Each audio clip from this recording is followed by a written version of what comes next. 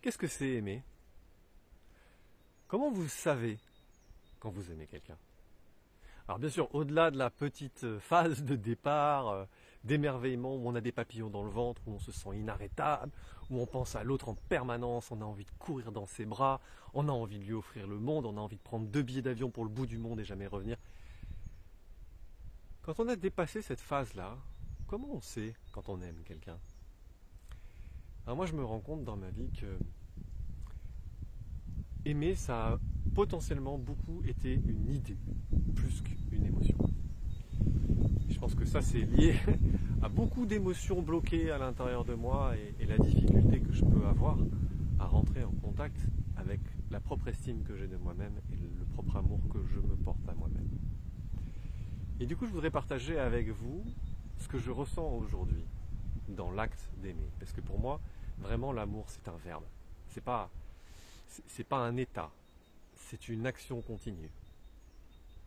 Pour moi, aimer, c'est avoir envie de rejoindre l'autre là où il est, ou là où elle est. C'est-à-dire avoir envie de faire le chemin jusqu'à l'autre pour découvrir là où l'autre est.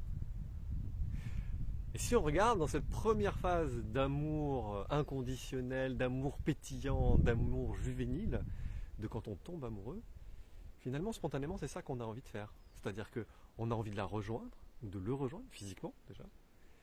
Si l'autre est absolument passionné de sushi et de méditation zen, alors que nous, on écoute du métal et qu'on mange des gros hamburgers, bah, tout à coup, on a envie de se renseigner sur les sushis et la méditation zen. Ça nous paraît évident, parce qu'en fait, on a envie de découvrir ce qui parle et ce qui plaît à l'autre.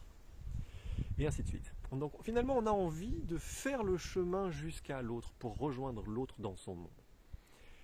Et bien pour moi, aimer sincèrement, aimer profondément l'autre, c'est continuer à faire ça après. Alors qu'est-ce que ça veut dire? Ça veut dire, quand on parle par exemple, avoir envie d'entendre ce que l'autre a à dire, avoir réellement envie de ressentir ce que l'autre ressent.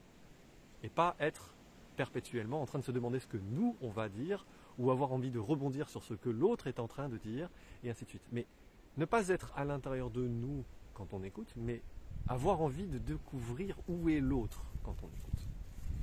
Ou quand on est en train de manger, par exemple, quand on va au frigo et qu'on se sert quelque chose, et bien spontanément avoir cette sensation que, tiens, qu'est-ce que mon amoureuse pourrait avoir envie de manger ou de boire maintenant, et lui poser la question ou directement lui proposer. Plein de petites choses comme ça, au quotidien, en fait, des petits gestes, des petites attentions, en fait, qui font exister l'autre à l'intérieur de nous en permanence. Donc beaucoup plus que des grands gestes visibles absolument incroyables où on va acheter 250 roses pour la Saint-Valentin, réserver une place dans le restaurant de la Tour d'Argent en haut de la Tour Eiffel pour lui démontrer la grandeur de notre amour. Non. Moi je crois qu'en fait aimer, c'est un processus. Aimer, c'est maintenir une attention vers l'autre et une intention de bienveillance, d'amour et de care pour l'autre. Et ça c'est très puissant parce que c'est toutes ces petites choses du quotidien qui donnent à l'autre la sensation qu'elle compte pour nous. Ça lui donne la sensation qu'elle existe à l'intérieur de nous, qu'elle fait partie de nos émotions, de nos préoccupations, de nos idées. Donc en fait ça dit à l'autre qu'elle a de la valeur pour nous. Ça dit à l'autre qu'on le ou la considère. Et du coup, l'autre se sent vu et considéré. Et du coup, ça lui donne la sensation d'être aimé. Donc il y a une espèce de cercle vertueux à cet endroit-là où, en fait, aimer l'autre, pour moi, c'est avoir envie de rejoindre l'autre là où il ou elle est. Et en faisant ça, avoir envie de penser, de ressentir, avec et pour l'autre. Et en faisant ça, on donne à l'autre la sensation d'être vu, entendu et considéré. Et parce que l'autre se sent entendu, vu et considéré, l'autre se sent aimé. Donc, la manifestation de l'amour donne à l'autre la sensation d'être aimé. Donc, parce que je ressens que je t'aime, j'agis et je maintiens mon attention et mon intention vers toi, et alors tu te sens aimé, et à ton tour, tu peux faire de même. Et là, on crée une spirale vertueuse de considération, d'amour réciproque et partagé, qui est en fait une action quotidienne, une intention et une attention quotidienne. Et croyez-moi, ces toutes petits gestes, ces toutes petites choses du quotidien où on va se souvenir de l'heure à laquelle cette personne aime faire ça plutôt qu'à une autre, ou que le matin elle se réveille plutôt doucement et que c'est pas la peine de mettre de la musique super enjouée alors qu'elle est en train de boire son café et qu'au contraire elle a besoin d'espace, ou voilà.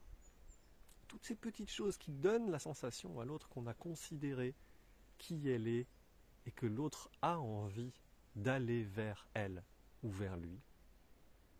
C'est ça, ressentir l'amour.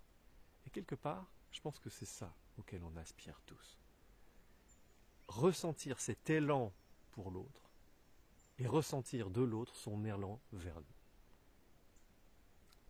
Alors une fois de plus, je finirai cette vidéo en vous disant que plus on réussit à faire grandir à l'intérieur de nous-mêmes notre propre sensation d'amour, et pour cela, qu'on a envie d'aller vers nous, donc de prendre soin de nous, de nous considérer nous-mêmes tels que nous sommes et de nous donner à nous-mêmes ce que nous aimons et ce dont nous avons besoin, alors ça me donne encore plus la possibilité de ressentir mon amour pour toi. Donc une fois de plus, sans honte, je vais mieux.